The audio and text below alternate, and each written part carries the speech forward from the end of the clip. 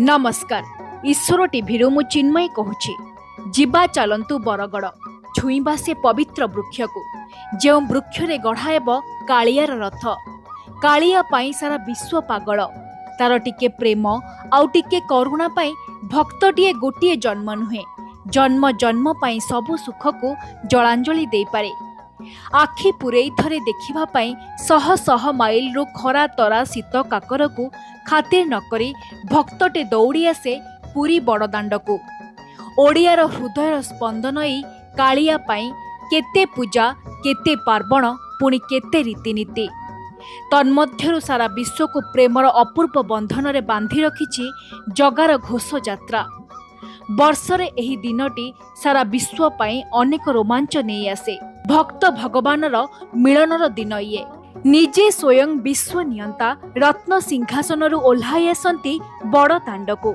माउसी घर जीवार बाहाना भेटती लक्ष लक्ष भक्त को जाति धर्म धनी गरीब निर्विशेष निजर प्रिय मनीष मानकु देखा देबाकु रथरे विजे हुअंती कालिया सान्ते तांको भाई भौणी सह सबु वर्ष तांकर विश्व प्रसिद्ध रथयात्रा पाई जो गछर काठ आवश्यक हुए ताहा पूर्वरु स्वप्न देश हुए बोली कहा जाए। ए वर्ष बरगड़रू पुरी जीव रथ काठ एथिपाई बरगड़े पुरी श्रीमंदिरर 5 जणिया टीम पहुंची। एही टीम पद्मपुर रेंज अंतर्गत कुलियारी बिट बुड़ामाल ग्राम रे सर्भे करने सह रथ काठ पाई गछ चिन्हट करिसंती। एहा पूर्वरु पुरी मंदिर प्रशासन पक्षरु बरगड़ डीएफओ को चिठी करा जायथिला। चलित वर्ष रथ निर्माण पाई 814 खंड काठर आवश्यकता रहिछि हेले रथर चक तैयारी पाई 72 खंड फासी गछ आवश्यक सेथिपाई पद्मपुर जंगलरू एही काठ आसिब। चलित वर्ष श्रीक्षेत्र पुरी ठारे रथ यात्रा पाई रथ निर्माण अक्षय तृतीयरु अनुकूल हेबाकु थिबा बेले रथ चक निर्माण पाई फासी गछ अनुसंधान रे उक्त टीम बरगड़ जिला पद्मपुर ब्लॉक अंतर्गत बुड़ामाल ग्राम रे पहुंची थिले। सेठारे समाजसेवी सुशांत पंडा कंसर सरपंच आनंद बेहेरा और महेंद्र बेहेरा नेतृत्व रे तांको भव्य स्वागत करा जायथिला।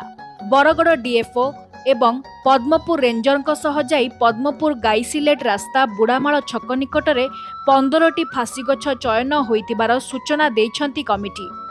एही गछ गुड़िकु चिन्हट करने सह आगामी 15 दिन भितरे एहाकु पूरी नियाजिब बोली बरगड़ डीएफओ सूचना देइथिबा बेले प्रथम थर पाई महाप्रभुंक रथ पाई एही अंचलरू काठ जीवा कथा सुनी लोकंक भितरे खूब उत्साह देखिबाकु मिलिछि। जगन्नाथक रथयात्रा पाई एठारू काठ अनुकूल हेबार कथा प्रचार हेबा परे लोकमानंकर नाही नथिबा भिड़ जमिबारे लागिछि। किए गछटी को छुईबा को विकल हेउछि तो किए खुशी रे आत्महरा होई वृक्षटी को कुंढाई धरुछि। चतुर्दिगरे एक आध्यात्मिकतार वातावरण खेली जाइछि। गाईसिलेट ब्लॉक रु श्यामसुंदर सुनांक रिपोर्ट ईश्वर टीवी।